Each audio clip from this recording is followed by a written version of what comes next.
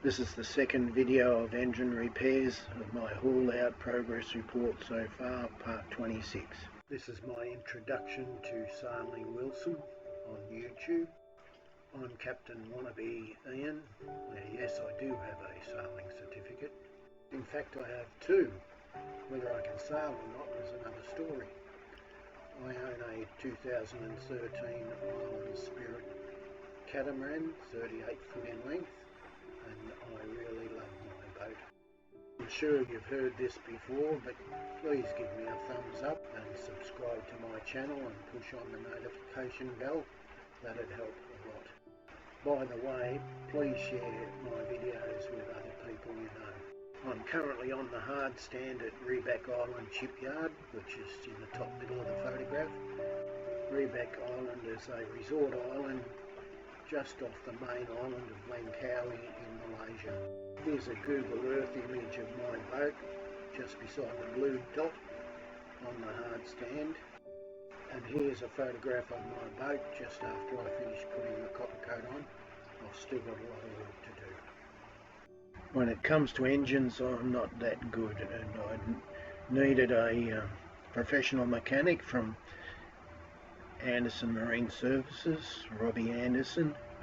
Pause this if you want to read it. And here is Robbie and his offsider Andrew, and they assisted me in solving and giving advice on my engine problems. When the boat was put up on the hard, it was put up sloping to the rear stern of the boat, which caused water problems in the engine room. Now, because we've had so much flooding, it's been a continual problem, and although I've cleaned the engine room and the bilges often, the water settled in the engine room underneath the engine and caused corrosion and rust. So this video of the engine room without the engine in place, you can see the bilges full of oil, and it was also full of rust and a little bit of diesel, and there's some coolant there.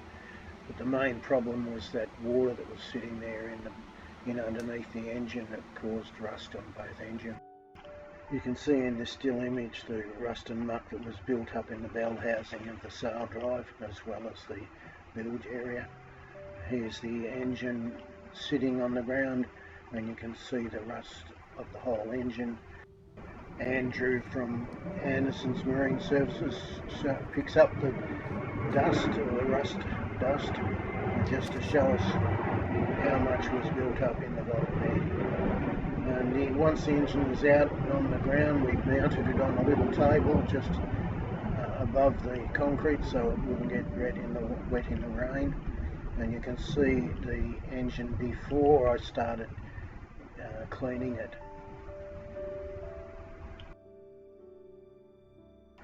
We sprayed on degreaser, and then we used the pressure spray on both engines and both sail drives, and that got rid of a lot of muck, and it made cleaning much easier. And using the 6 horsepower air compressor and the air grinder and special brass brushes, which I wore out 4 of each. This one a broader one and this one a narrower one to get in the little nooks and crannies, and then we were able to grind out all the rust and muck. And then I went about cleaning it up a little bit with the air sander, and then to finish it off ready for painting I used acetone and a paintbrush and the air compressor. Put the acetone in the air bottle and sprayed it over the engine, and used the brush to brush off all the muck, and prepare the bare metal for painting. And using the air compressor, I must admit, was the best thing I've ever purchased for doing work on this boat. And you can see that it was fairly easy and quick compared to doing it by hand. Then I went around and got a few areas that I'd missed, and also did the bell housings but not the pressure plate. Paid attention to the engine mounts, which I definitely had to do again.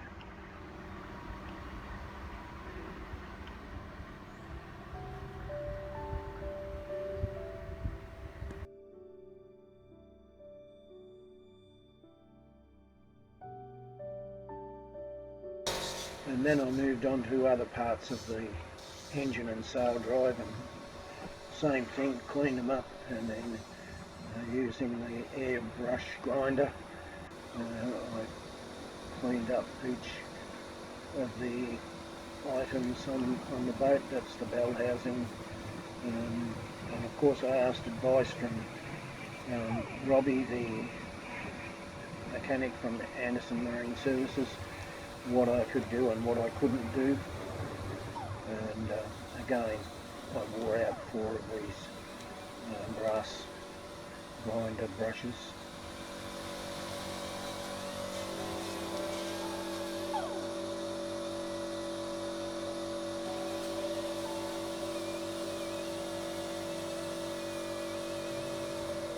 Overnight the wind blew the plastic off the cover over the engines and where the bell housings were, and I had to do them again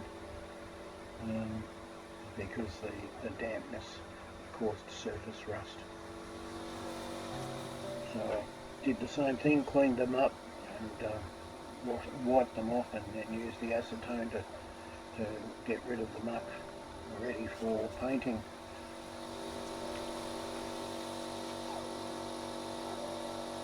And here's a close-up video of the flywheels ready for painting.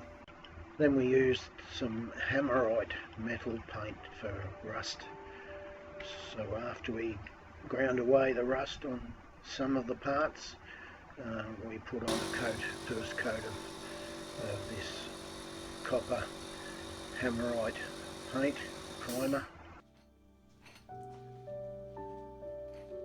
So the same with all the parts, we put them on the bench and cleaned them and used the steel brush air grinder to get rid of the rust. And I think this is called the heat exchanger, and once it was pulled apart and cleaned and the build up of corrosion was removed, it was put back together and cleaned up the outside, ready for painting.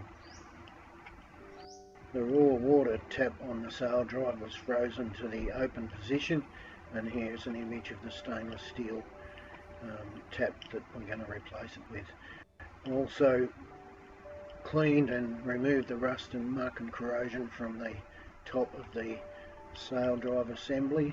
While we went about the sail drive preparations, we realised that the upper and lower diaphragms and bands had rusted and became inflexible, and the boat would have sunk very quickly if I hadn't replaced these. So I spent $2,300 odd on the parts to do that, and then we went about cleaning up the sail drive legs and the aluminium. So again, we had to be careful with cleaning them up and removing the corrosion, and there was no rust of course, just corrosion to clean up, and also barnacles. So then the legs were ready to paint the top area. They are exposed to seawater, so they needed to be painted with special paint. Where the water is sucked up through the leg of the sail drive, you can see here that it's clean now, but it was blocked up, and less water was coming in than was required to cool the engines. Also jammed up in the legs of the sail drive, where the raw water comes up into the cooling area, was this plastic bag. If we hadn't have pulled the sail drives and engine out, we would have never have found this, and I would never have solved the problem of the engine overheating, because the plastic bag was stopping the flow of water to cool the engine. The next video we move on to painting the engines with the spray gun. The video was produced by myself, and it's the end of another exciting video of engine repairs and preparing the engines for painting of our haul out progress report so far, 26 at Reback Island, Langkawi.